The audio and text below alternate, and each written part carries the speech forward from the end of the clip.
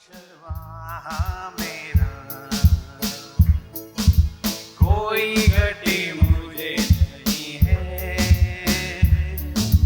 हरी चराइयों में मुझे स्नेह से चराता वो है। यहोवा चरवाहा मेरा, कोई घटी मुझे नहीं है। हरी चराइयों में मुझे स्नेह से चराता वो है। यहोवा चरवाहा मेरा, मृत्यु के अंधकार से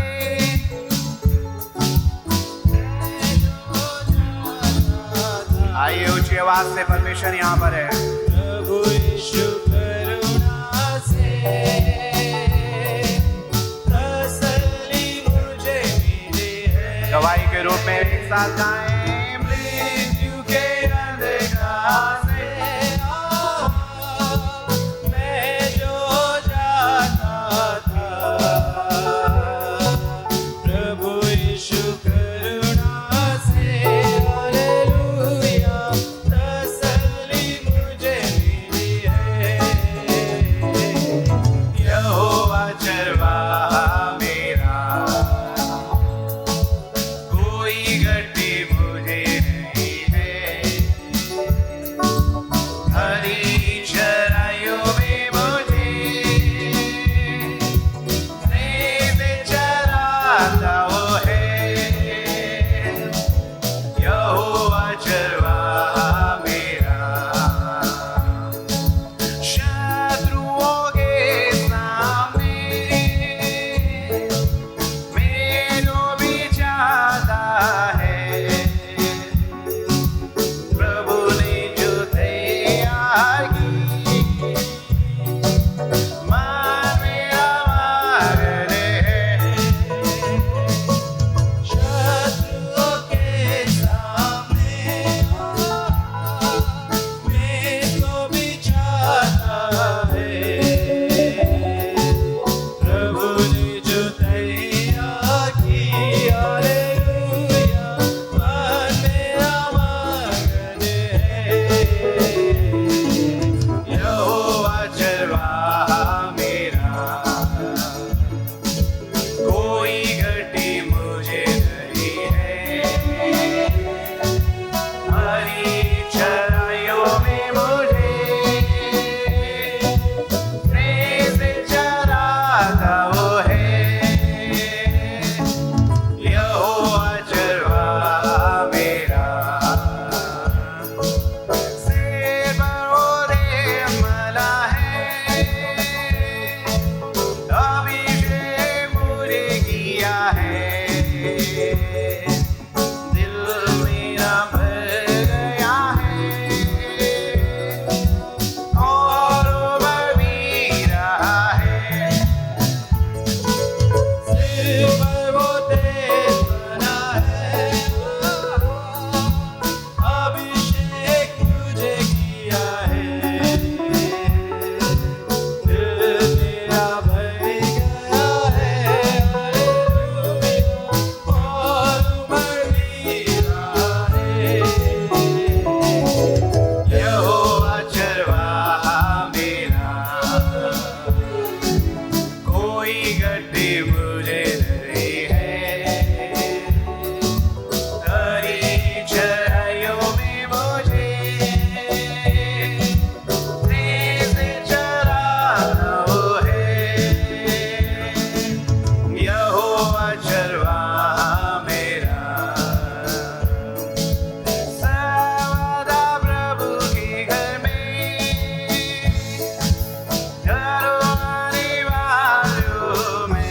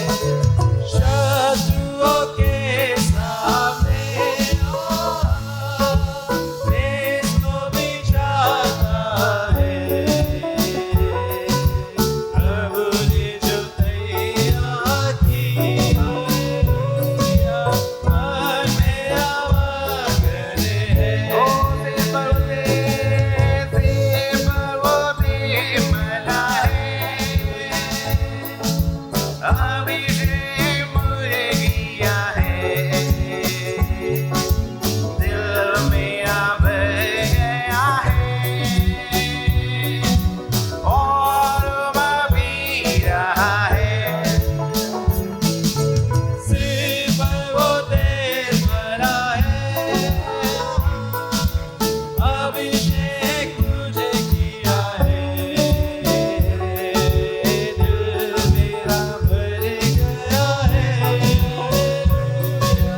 और मैं पी रहा है।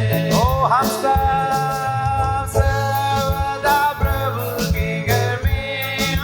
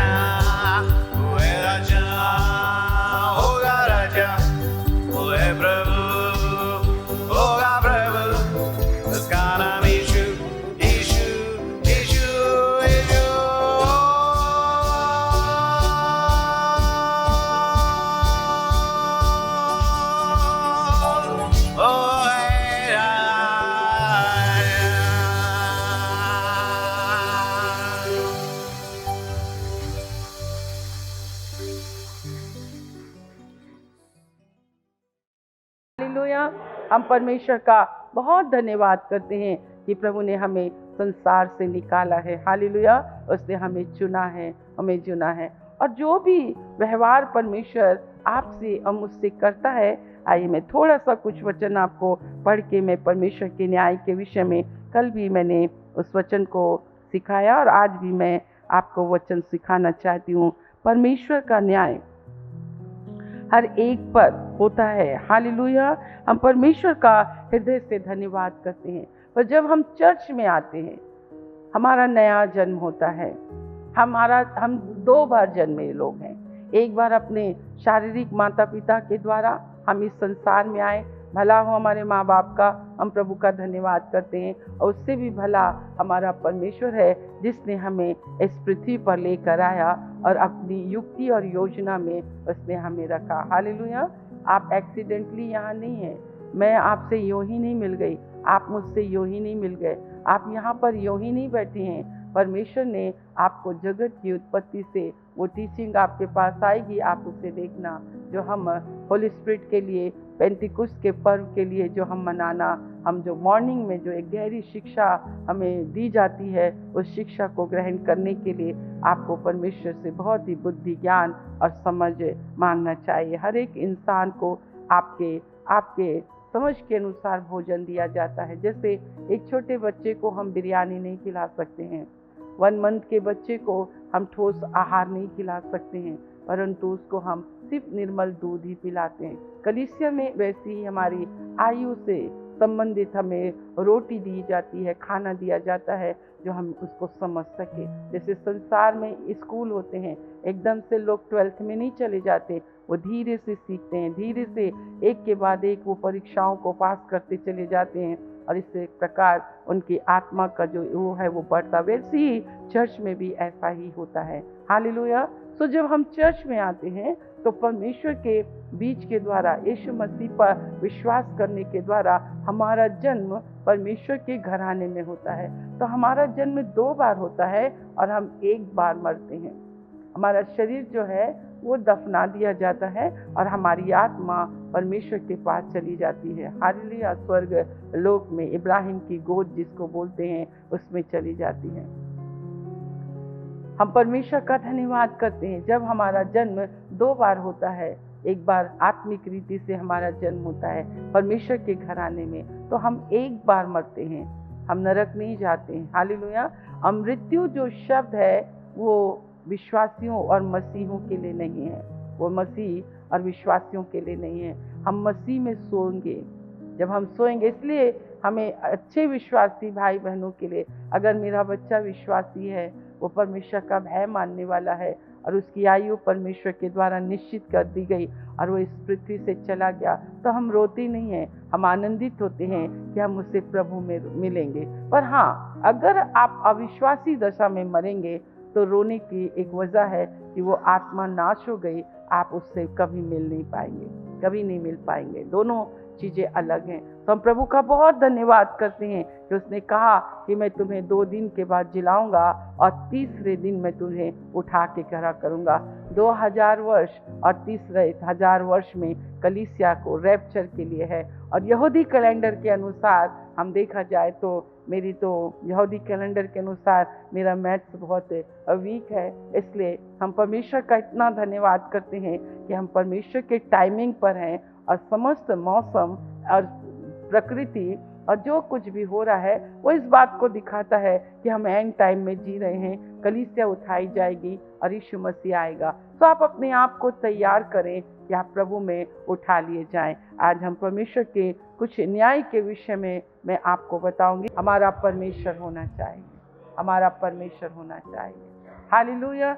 आइए थिस्सलुनीयों की पुस्तक में आपको मैं कुछ बातें मैं आपको बताना चाहती हूँ कि क्यों परमेश्वर ने आपको यहाँ लाया है। परमेश्वर के वचन को हमें सीखना और समझना बहुत ज़्यादा जरूरी है। संसार की आशीषें आपके जीवन में आपको आत्मिक आशीषों की आवश्यकता है। हालेलुया। परमेश्वर का वचन कहता है, तुम पहले मेरे राज्य मेरे धर्म को खोजो तो सारी वस्तुएं तुम्हें मिल जाएंगी। हालेलुया। वस्तुओं को प्राप्त करने के लिए आपको और मुझको परमेश्वर के पास नहीं आना है, परंतु हमें परमेश्वर की उपस्थिति को के भरने के लिए परमेश्वर के पास आना है। जब हम परमेश्वर की उपस्थिति से भरे रहते हैं, आपको मालूम है बंजर भूमि भी फसल उगा देती है। जब हम परमेश्वर की उपस्थिति से भरे रहते हैं, हम जिस काम में हाथ लगाते हैं, हमारा परमेश्वर उस काम में हमें सफलता देता है। हमारे काम को वो पूरा करता है। वो हमारा हाथ बन जाता है, वो हमारी बुद्धि बन जाता है, वो हमारी समझ बन जाता है। हम परमेश्वर से छोड़ के, यूहन्ना 15:7 कहता है कि हम परमेश्वर से हटकर हम कभी कुछ नहीं कर सकते, कभी भी कुछ नहीं कर सकते।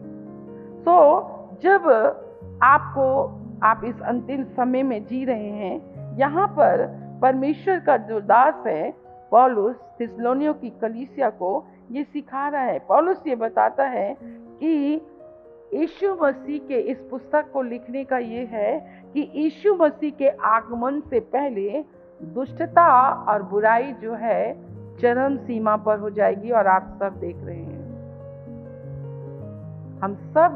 हमने एक बड़ी उम्र है ना, हमने भी अपनी लाइफ में एक ऐसी उम्र हम गुजर गए और हम जानते हैं यीशु मसीह के आगमन से पहले दुष्टता और बुराई एक अपनी चरम सीमा पर होगी। और आपको मालूम है क्या होगा? एक रहस्यमय शासक जो है इस पूरी दुनिया को अपनी अधीनता में कर लेगा। ये भविष्यवाणी है। आज का वचन इस 10वें महीने में, आज की गहन रात्रि में आप मन फिराना और अपने दिल और आत्मा को प्रभु के हाथों में सौंपना, क्योंकि जो 2 बार जन्म लेते हैं वह 1 बार मरता है। हालेलुया। हाय है अगर हम इस रहस्य में शासक की अधीनता में हम चले गए, तो हमें ऐसों की अधीनता, इसे पाप का पुरुष कहा गया है, इसे विनाश का पुरुष कहा गया है। हमें विनाश के पुरुष के से नहीं, हमारी सगाई तो तेजोमय परमेश्वर के साथ में हुई है। हालेलुया।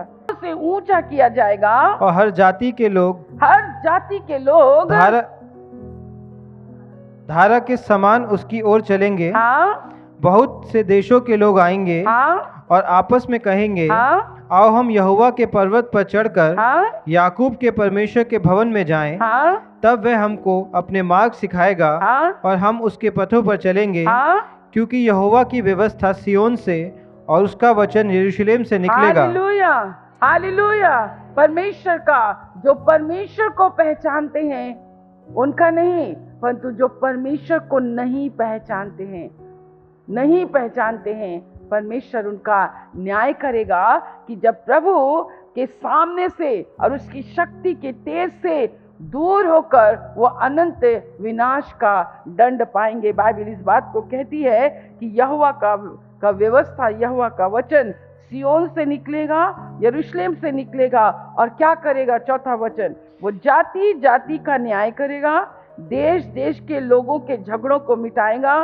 वे अपनी तलवारें पीट कर हल के फाल और अपने भालों को हंसियां बनाएंगे। तब एक जाति दूसरी जाति के विरुद्ध फिर तलवार ना चलाएगी, ना लोग भविष्य में युद्ध की विद्या सीखेंगे। हे याकूब के घराने, आ हम यहोवा के प्रकाश में चलें।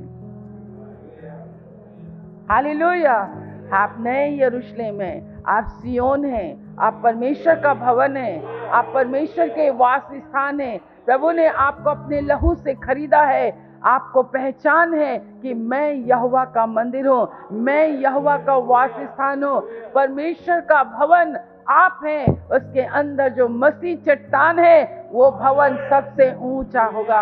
ओ बाइबल कहती है, आओ हम यहोवा के प्रकाश में चलें, आओ हम परमेश्वर के प्रकाश में चले, क्योंकि परमेश्वर आपका और मेरा न्याय करने वाला है। परंतु किसका न्याय होगा? 10 वचन कहता है, यहोवा के भय के कारण और उसके प्रताप के मारे चट्टान में घुस जा, मिट्टी में छिप जा, क्योंकि आदमियों की घमंड भरी आंखें नीचे की जाएंगी और मनुष्यों का घमंड दूर किया जाएगा, और उस दिन केवल यहोवा ही ऊंचे पर विराजमान होगा। क्योंकि सेनाओं के यहोवा का दिन सब घमंडियों, ऊंची गर्दन वालों पर और उन्नति से फूलने वालों पर आएगा और वे झुकाए जाएंगे। ये न्याय है। बाइबल में घमंड को कोई स्थान नहीं दिया गया है। अब मैंने आपको बताया, घमंडी जो होते हैं वो परमेश्वर का बिल्कुल भी आदर नहीं करते हैं और उसका अनादर करते हैं। घमंडी जो होते हैं वो लड़ाई झगड़ा करने में बहुत जल्दबाजी करते हैं।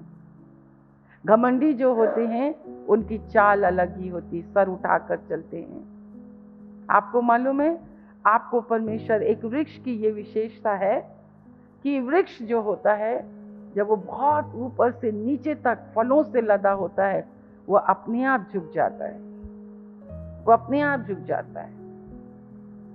खूबसूरती वो नहीं है जो अपनी खूबसूरती से घमंड दिखा रहे हैं। बुद्धिमान वो नहीं कि अपनी बुद्धि की चर्चा कर रहे हैं और आपकी बुद्धि से किसी को नहीं, वो अपनी बुद्धि पर वो घमंड कर रहे हैं। धन दौलत किसी भी प्रकार का लिखा है, जितने ऊंची गर्दन करके चलते हैं। नहीं, आप अगर बहुत अच्छे हैं, प्रभु ने आपको बुद्धि दी है, ज्ञान दिया है, धन दिया है, दौलत दिया है, खूबसूरती दी है, सब कुछ प्रभु ने दिया है, सब कुछ प्रभु का है। हमें घमंड नहीं करना है। वो लिखा है न्याय। और ये वो लोग हैं जो परमेश्वर को नहीं पहचानते। इसलिए जो वाचा, जो विधि, जो नियम परमेश्वर अपने लोगों को देखता है, अगर हमको उसके अनुसार अगर हमें चलना है तो हम परमेश्वर के सामने से निकलेंगे नहीं। आइए मेरे साथ दूसरा थिस्सलुनीकियों उसका पहला अध्याय उसके 10 वचन को हम पढ़ेंगे। परमेश्वर का न्याय आप देखिए। हाँ, यह उस दिन होगा हाँ, जब वह अपने पवित्र लोगों में महिमा पाने हाँ, और सब विश्वास करने वालों में हाँ, आश्चर्य का कारण होने को आएगा। हाँ, क्योंकि तुमने हमारी गवाही पर विश्वास किया, हाँ, इसलिए हम सदा तुम्हारे लिए प्रार्थना भी करते हैं हाँ, कि हमारा परमेश्वर तुम्हें इस बुलाहट के योग्य समझे हाँ, और भलाई की हर एक इच्छा और विश्वास के हर एक काम को सामर्थ सहित पूरा करे, हाँ, ताकि हमारे परमेश्वर और प्रभु यीशु मसीह के अनुग्रह के अनुसार हमारे प्रभु यीशु का नाम तुम में महिमा पाए और तुम उसमें। हालेलुया। लिखा है ये उस दिन होगा जब वह अपने पवित्र लोगों में महिमा पाने और सब विश्वास करने वालों में आश्चर्य का कारण होने को आएगा। अब ये आश्चर्य का कार्य जितने प्रभु को पहचानते हैं उसको महिमा देते हैं। महिमा देना है। सब मार्केट जाते हैं, पैंट खरीदेंगे, कपड़े खरीदेंगे, वेज खरीदेंगे, सोफा खरीदेंगे, गाड़ी खरीदेंगे, बेचारी खड़ी रहती है ना। इसकी कीमत क्या है? तो धीरे से क्या बोलती है, तू मुझे मत खरीदना, मैं तेरे साथ नहीं जाऊंगी। ऐसा बोलता है क्या? तुम उसको दाम देकर मोल ले लेते हो। खुदा ने तुमसे पूछा नहीं, उसने तुमसे पूछने की जरूरत भी नहीं समझी। तुम्हारे घराने को पूछने की जरूरत भी नहीं समझी। उसने तुम्हें चाह लिया, उसने तुम्हें अपना लिया। तुम मार्केट में खड़े हुए थे, तुम पाप के हाथों बिके हुए थे, तुम शत्रु के हाथों में थे। परमेश्वर ने तुम्हें दाम देकर मोल लिया, उसने खरीद लिया। परमेश्वर ने चाहा तुम्हें खरीदने के लिए। ये बातें बहुत अद्भुत है। ये घमंड की बातें नहीं है, ये परमेश्वर की महिमा की बातें हैं। बहुत सी गाड़ियां शोरूम में खड़ी होती हैं, बहुत सी गाड़ियां। हम हमेशा सिल्वर कलर पसंद करते हैं, भला वो सिल्वर कलर का कि खुदा के घर में खड़ी हो जाती है। वो नहीं कहती मुझे क्यों खरीद रहे हो, या रेड वाली बोलती इधर आना मुझे ले ले, व्हाइट वाली बोलती इधर आना मुझे ले ले, काली वाली को तो हम बिल्कुल नहीं देते। वो कुछ नहीं बोलती है, पैंट नहीं बोलता मेरे को क्यों खरीद रहा है तू, नहीं बोलता है वो। कोई भी चीज आप खरीदने जाते हो, आवाज आई क्या, मुझे ही क्यों खरीद रहा है, खड़े रहने देना यहाँ पे शोरूम में, तू मेरे को लेके आके पूरे दिल्ली का चक्कर लगवाएगा। नहीं नहीं, मेरे को चक्कर नहीं लगाना, मुझे यहीं खड़ा, तेरी गाड़ी चलाने से मुझे चक्कर, ऐसे बोलता है क्या? खुदा हमसे पूछता नहीं है। हम बिके हुए हैं, पाप के हाथों बिके हुए थे। चर्च, इस 10वें महीने में, आज की रात्रि में, कल अगर नए महीने में प्रवेश करो, मैं घमंडियों का विनाश करूंगा। खुदा का न्याय है। जब आप और मैं परमेश्वर को पहचानते नहीं हैं, उसके सुसमाचार पर हम विश्वास नहीं करते हैं। ये सुसमाचार है कि प्रभु ने, आप मार्केट में थे, आप संसार में थे, पाप के हाथों बिके हुए थे, अंधकार के वश में थे। उसने अपने प्रिय पुत्र प्रभु यीशु मसीह के द्वारा तुम्हें खरीद कर अपने घर में रखा, अपने निवास स्थान में रखा। उसने अपना भवन कहा, उसने अपने पर्वत को कहा, और उसने कहा अंतिम समय में सारे पर्वत ढल जाएंगे, सारे पर्वत नीचे हो जाएंगे, और यहोवा के भवन का पर्वत सबसे ऊंचा होगा। और यहोवा के प्रकाश में चलें, और उसकी उपस्थिति में चलें, क्योंकि जब वो अपने प्रकाश में आएगा तो बाइबल कहती है उनको अनंत उसके लिए देगा। ओ, हम परमेश्वर की महिमा पाए हुए लोग हैं। हालेलुया। और देखिए आपके साथ क्या अद्भुत काम परमेश्वर करेगा। उसमें लिखा है 16 वचन में, क्योंकि प्रभु आप ही स्वर्ग से उतरेगा, उस समय ललकार होगा, प्रधान दूत का शब्द सुनाई देगा, और परमेश्वर की तुरही फूंकी जाएगी, और जो मसीह में मरे हैं वे पहले जी उठेंगे। तब हम जो जीवित है और बचे रहेंगे उसके साथ बादलों पर उठा लिए जाएंगे कि हवा में प्रभु से मिलें। इस रीति से हम सदा प्रभु के साथ रहेंगे। इस प्रकार इन बातों से एक दूसरे को शांति दिया करो। अद्भुत बात है। हमें क्या जरूरत है चांद में अपने लिए जमीन खरीदने के लिए? अरे जिसने चांद और सूर्य तारों को बनाया, सबको मिटा देगा, सबको हटा देगा, आकाश को लपेट देगा, और आपको और मुझको एक नए आकाश और एक नई पृथ्वी में।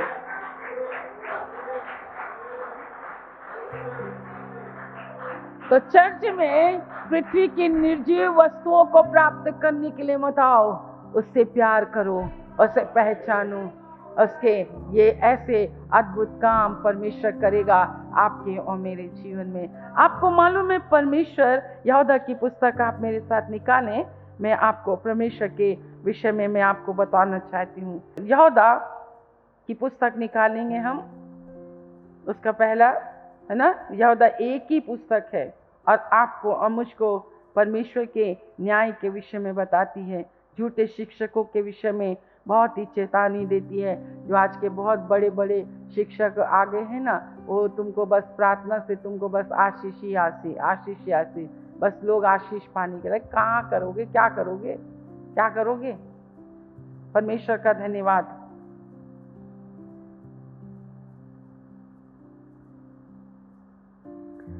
यहोदा की पुस्तक भी इस बात को कहती है कि अपने उस विश्वास के लिए आपको इतना प्रयत्न करना है जो पवित्र लोगों को एक ही बार सौंपा गया। जो अद्भुत काम परमेश्वर आपके जीवन में करता है ना, उस अद्भुत काम को इतना आपको अपने विश्वास में दृढ़ होना है कि परमेश्वर, आपको पता है आपका पासवान कैसे आनंदित होता है? इसी कल के मैंने बताया कि वो आपके विश्वास को देखकर बहुत प्रभावित होता है। 5वें पद को हम पढ़ेंगे।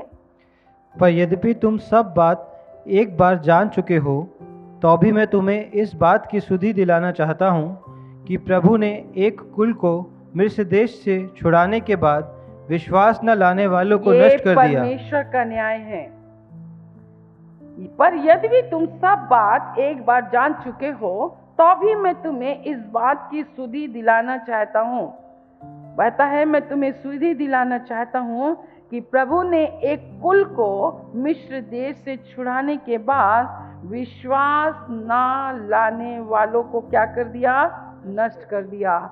विश्वास ना करने वाले लोग नष्ट होते हैं। ये प्रभु का न्याय है। उसके बाद देखो उसने 6वें पद में क्या कहता है? फिर जिन स्वर्गदूतों ने अपने पद को स्थिर न रखा वरन अपने निज निवास को छोड़ दिया, उसने उनको भी उस भीषण दिन के न्याय के लिए अंधकार में जो सदा काल के लिए है बंधनों में रखा है। ये है परमेश्वर का न्याय। यहोदा की पुस्तक इस बात को कहती है मेरे प्रिय चर्च, परमेश्वर का न्याय 2 लोगों पर प्रकट होगा। किन लोगों पर? पहला नंबर 1, जिन्होंने परमेश्वर को नहीं पहचाना। और रोमियो की पुस्तक उसका पहला अध्याय 16 वचन से लेकर लास्ट तक को रोज रोज पढ़ना। जिन लोगों ने परमेश्वर को नहीं पहचाना और नहीं पहचान कर मनुष्य की उपासना करते हैं, रेंगने वालों की उपासना करते हैं, 2 नाव पर पैर रखते हैं, भूत सिद्धि करने वाले को परमेश्वर ने उनको अपनी पहचान दी, परमेश्वर ने उनको अपनी सामर्थ दिखाई, परमेश्वर ने उनको अपना पराक्रम दिखाया, अपने जीवित होने का प्रमाण दिया। अगर आप परमेश्वर को जानने के बाद 2 नाव में पैर रखते हैं, आपके घर में 2 प्रकार की शिक्षाएं पाई जाती हैं। उसने लिखा है उसने स्वर्गदूतों को भी नहीं छोड़ा। परमेश्वर ने न्याय किया। परमेश्वर ने विश्वास ना करने वालों का न्याय किया। परमेश्वर ने नहीं पहचानने वालों का न्याय किया। जिसने सुसमाचार को नहीं, आज कितने लोग चर्च में उनके ऊपर परमेश्वर का न्याय है। क्यों? क्योंकि उन्होंने विश्वास नहीं किया।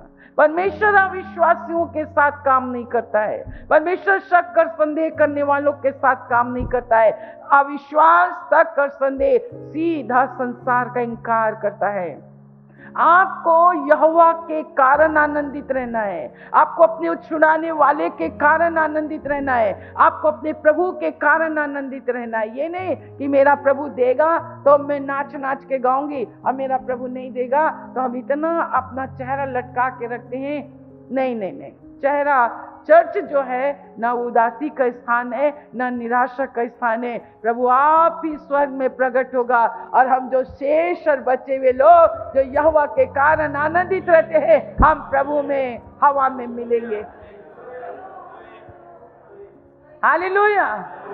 और जब प्रभु आने वाला है, परमेश्वर से हवा में मिलने वाले हैं, तो थोड़ी ना आज भी लोग ऐसे हैं प्लेन में बैठेंगे, आप बोरा भर भर के लेके जाएंगे। बोरा में कहाँ लेके जा रहे हैं? इतना सामान प्लेन में लेके जाएंगे। वो तो यही भूल जाते, उनको तो ट्रेन में बैठे तो उनका वही हाल है, बस में बैठे तो उनका वही हाल है, और सब जगह प्लेन में बैठने लगे। अब तो ऐसे भेड़ बकरियों की तरह लोग जाते हैं। अब तो प्लेन को भी उन्होंने एकदम बैलगाड़ी उन्होंने बना दिया। ऐसे थोड़ी ना होता है। हम तो प्रभु के साथ उठा लिए जाने वाले हैं। कुछ नहीं जाएगा। मेरे ये तन का कपड़ा भी जो परमेश्वर ने महिमा के कपड़े वो आदम को पहनाया था, जब ललकार होगी, प्रधान दूत का शब्द सुनाई देगा, अगर मैं लेटी हूँ, मैं सोई हूँ, मेरे सारे कपड़े उतर जाएंगे संसार के और मेरा परमेश्वर मुझे महिमा के वस्त्रों से भर देगा। पाप का ये शरीर जो मुझे मेरे माँ बाप के द्वारा मिला, मेरा ये शरीर बदल जाएगा और मैं हवा में, वो बादलों में अपने परमेश्वर के साथ उठा लिए जाऊंगी। ना मेरा मकान जाएगा, ना मेरे तन के एक कपड़े भी नहीं जाएंगे। जिस तन के कपड़े को पहनकर आप इठला कर चलते हैं, बाइबल कहती है मैं घमंडियों के ऊपर न्याय करूंगा। मेरे प्रियो, उसने स्वर्गदूत को भी नहीं छोड़ा। उसने सदोम और अमोरा, मैं आपसे कहती हूं बड़े बड़े राष्ट्र, मेरे प्रियो, परमेश्वर ने नहीं छोड़ा। परमेश्वर ने दो लोगों का न्याय वो करेगा, एक वे जो परमेश्वर को नहीं पहचानते और दूसरा वे जो प्रभु यीशु मसीह के सुसमाचार पर विश्वास नहीं करते। आपको इन दिनों में जब वो पाप का पुरुष विनाश का पुत्र आ रहा है, आपकी जिंदगी में दुख, संकट, पीड़ा बहुत होगा, सताव होगा, आप यीशु का इनकार ना करना। इसलिए वर्तमान समय में यदि प्रभु हमारी इच्छा पूरी नहीं कर रहा है, हमारी लालसाओं को पूरा नहीं कर रहा है, परमेश्वर हमें हर प्रकार की ऐसी चीजों से हमें वंचित रख रहा है, बोले मेरे भेड़ जने या ना जने, मुझे आशीष मिले या ना मिले, वो प्रभु इन आशीषों के कारण नहीं, वो किसी भी चीज के कारण नहीं, मैं तो यहोवा के कारण आनंदित रहूंगा, अपने उद्धारकर्ता के कारण मैं आनंदित रहूंगा। अपने अति पवित्र विश्वास में जो एक बार प्रभु ने आपको सौंपा है, उस विश्वास में मजबूत रहो, उस विश्वास में मजबूत रहो, नहीं तो आपके ऊपर परमेश्वर का न्याय होगा। बाइबल कहती है स्वर्गदूत जिसने अपने पद को स्थिर नहीं रखा, लूसीफर के विषय में कह रहा है, उसको परमेश्वर ने जिस कार्य के लिए बनाया उसने उस कार्य को उसने नहीं किया। जो पद परमेश्वर ने उससे दिया वो पद उसने नहीं किया। मैं आपको बताऊं, जब सुसमाचार प्रचार की सभा लगती है, अगर आप उस सभा में नहीं आते हैं, उपवास की सभा में आप नहीं आते हैं, आप प्रार्थना की सभा में नहीं आते हैं, आप चर्च में नहीं आते हैं, आप परमेश्वर की महिमा करने वाले लोग नहीं हैं। जब सुसमाचार प्रचार की सभा लगती है और आप उसमें आते हैं, आप चर्च में आते हैं, तो बाइबल कहती है आप परमेश्वर की महिमा करते हैं। हर एक वे लोग जो अपने घरों में बैठे रहते हैं, खुदा उनका न्याय करेगा। परमेश्वर जो स्वर्गदूत हैं वो अपने पद को स्थिर नहीं रखे। हमें भी तो पद मिला है, हे याकूब के घराने, हे इस्राएल के घराने, हे नया यरूशलेम, हे सियोन, मैंने तुझे अपनाया है। वो आज से 2 साल पहले ये वचन मेरे जीवन में पूरा हो रहा है। अब तुझे कोई डरा नहीं सकेगा, कोई तुझे भगा न सकेगा। ओ सियोन, मैंने तुझे अपना लिया है। ओ तेरा परमेश्वर यहोवा, वो तुझे ऊंचे स्थान पर विराजमान करेगा, तुझे उठा कर लिए चलेगा। हालेलुया। स्वर्गदूत का न्याय किया क्योंकि उस अपने पद में स्थिर नहीं रहे। दूसरा, उन्होंने अपने निज निवास स्थान को छोड़ दिया। उसने उनको भी उस भीषण दिन के न्याय के लिए अंधकार में जो सदा काल के लिए बंधनों में रखा है। जिस रीति से सदोम और अमोरा और उसके आसपास के नगर जो इनके समान व्यभिचारी हो गए थे, पराये शरीर के पीछे लग गए थे, आग के अनंत दंड में पड़कर दृष्टांत ठहरे। ये बाइबल कहती है। आपको मैं परमेश्वर के न्याय के विषय में, समय समाप्त हो रहा है, मैं आपको जरूर बताऊंगी, पर इतना याद रखना, 2 प्रकार के लोगों का न्याय होगा। नंबर 1, जो परमेश्वर को नहीं पहचानते। जो आश्चर्य कर्म प्रभु ने आपको किया है वो सिर्फ इसलिए किया है कि तुम जानो, यूहन्ना 14 उसके 11 में, कि मैं और मेरा पिता एक हैं। मैं स्वर्ग से आया तुम्हें राह दिखाने के लिए। और दूसरा उनका न्याय होगा जो परमेश्वर के सुसमाचार पर विश्वास नहीं करते हैं। ये परमेश्वर का सुसमाचार है। क्या है सुसमाचार? आइए इसी यशायाह की पुस्तक उसका 1 अध्याय उसके 18 वचन को अपने स्थान में खड़े होकर बड़े जोर से पढ़ें। यहोवा कहता है, आओ हम आपस में वाद विवाद करें। तुम्हारे पाप चाहे लाल रंग के हों तो भी वे हिम के समान उजले हो जाएंगे, और चाहे अग्रवानी रंग के हों तो भी वे ऊन के समान श्वेत हो जाएंगे। ये अच्छा समाचार है, ये अच्छा समाचार है। संसार में तुम जाओ तो तुम्हारे पाप को क्षमा करने के लिए, तुम्हारे ऊपर से काल को हटाने के लिए, विपरीत हवा को आपके घर से हटाने के लिए, आपके घर की दिशा को बदलने के लिए पता नहीं क्या क्या क्या क्या क्या क्या करते हैं, क्या क्या करते हैं। बैठे, एक कहानी मैं आपको बता रही हूँ, है ना। जितने लोगों की उन्नति नहीं होती है, जितने लोग सफलता नहीं पाते हैं, जितने लोग आशीष, मैं इन दिनों में आप लोग को यही बातें बताऊंगी जो कितना अच्छा परमेश्वर है। वो कहता चलो आओ, इधर आओ, चलो तुम भी बोलो और मैं भी बोलता हूँ, ठीक है। हम तो अधर्मी हैं, हम तो पापी हैं, परमेश्वर पापी की नहीं सुनता। हाँ, बिल्कुल नहीं सुनता, पर परमेश्वर कहता इधर आओ, मैं ना एक अच्छा परमेश्वर हूँ, मैं एक ना बहुत भला परमेश्वर हूँ। तुम्हारे पाप चाहे कितने भी टन के क्यों ना हो, कितने भी लाही रंग के क्यों ना हो, कहता है मैं उनको हिम के समान, हिम जानते हो ना, हाँ, उसके समान श्वेत कर दूंगा। कितना भी निश्चित काला पाप तुम्हारे ने किया है, ये सुसमाचार है। आप विश्वास करें कि आपको क्षमा यीशु के लहू से मिल गई है। आज से 2000 वर्ष पूर्व यीशु मसीह आपको पाप, आप विश्वास करके तो देखें। एक परमेश्वर के दास ने सफलता और उन्नति के लिए प्रार्थना की कि प्रभु इस नगर में मैं आया हूँ तेरा गॉस्पेल सुनाने के लिए। मैं चाहता हूँ कि तू मेरे हाथों के कामों पर आशीष दे, मुझे उन्नति दे, मुझे सफल करे करके कंटिन्यू वो प्रार्थना करता रहा।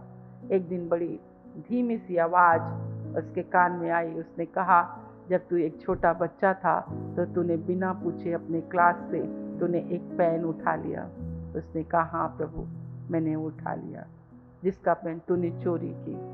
उस छोटे से एक पेन के उठाने के कारण परमेश्वर ने उससे कहा कि तेरी सफलता, तेरे को इस पाप का अंगीकार तो तेरे को करना ही पड़ेगा, तेरे को छोड़ना ही पड़ेगा और तेरे को मानना ही पड़ेगा। प्रभु मैं क्या करूं, मैं उसको कहाँ ढूंढूं, मैं उससे कहाँ जाऊं प्रभु उसको ढूंढने, वो किसका था, क्या है। फिर भी खोजबीन किया अपने गांव में, अपने स्कूल में, उसका कोई अता पता नहीं। प्रभु आप मुझे क्षमा कर दीजिए। और उसने उस पेन का कॉस्ट उस समय के अनुसार उसने उसकी कीमत अदा करके उसने ऑफरिंग बॉक्स में डाल दिया। फिर कहने लगा, प्रभु तू मुझे हाथों के कामों को सफल कर, तू मुझे उन्नति दे, प्रभु मुझे उन्नति दे।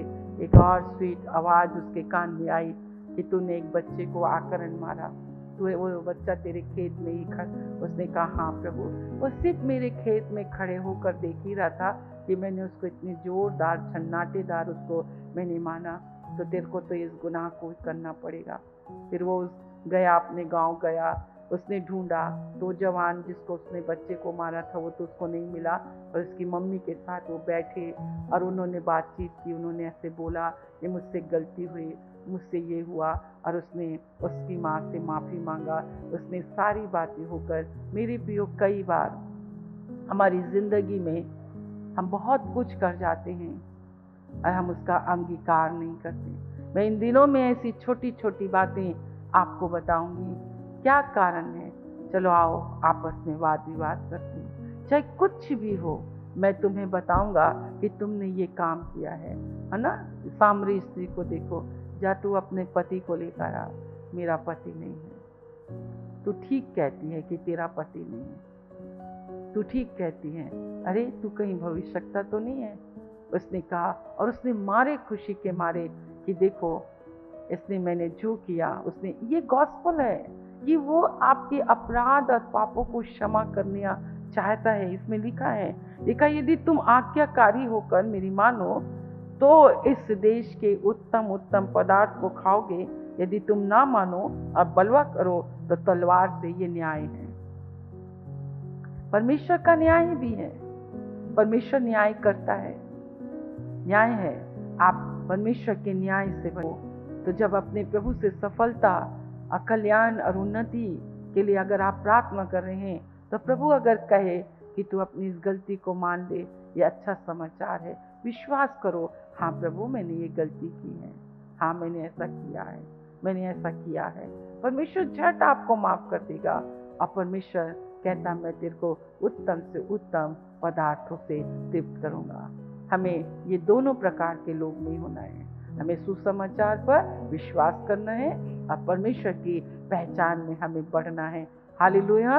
और परमेश्वर की महिमा करते रहो, क्योंकि प्रभु जब बादलों पर आएगा, वो दिन कितना अच्छा होगा कि हम अपने प्रभु से भेंट करें। हालेलुया।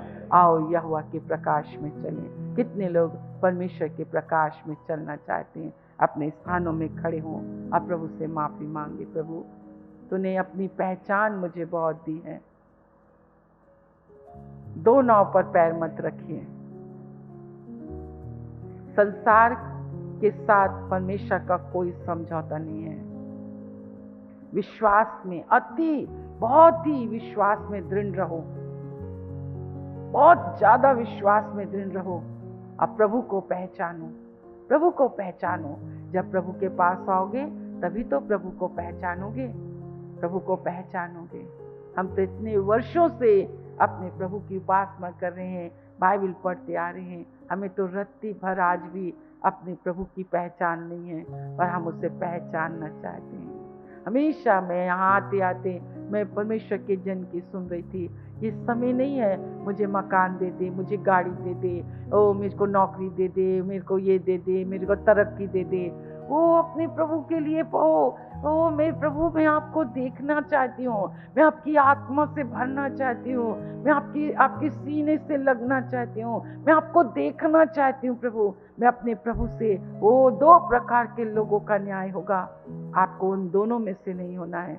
प्रभु का पहचान में उसने स्वर्गदूत को नहीं छोड़ा, आपको परमेश्वर ने पद दिया, अपनी संतान का पद दिया। उसने आपको इस्राएल कहा, उसने आपको नया यरूशलेम कहा, उसने परमेश्वर के लोग कहा, उसने परमेश्वर का चुना हुआ वंश कहा आपको। आप याजक हैं, आप पदधारी हैं, आप पवित्र लोग हैं। अगर आप अपने पद में स्थिर नहीं रहेंगे तो आपको विभीषण आग में डाल दिया जाएगा। मन के घमंडियों का परमेश्वर न्याय करेगा। आज की गहन रात्रि में आप अपने अविश्वास को क्रूस पर चढ़ाएं और अपने परमेश्वर के पहचान में चलें। अपने अपराध और अपने पापों को मानिए। इस पृथ्वी में आपका न्याय हो रहा है, उस स्त्री को के अनुसार आप ना बने। मेरे प्रियो, परमेश्वर से प्रेम करें। हम परमेश्वर से प्रेम करने के लिए बुलाए गए हैं।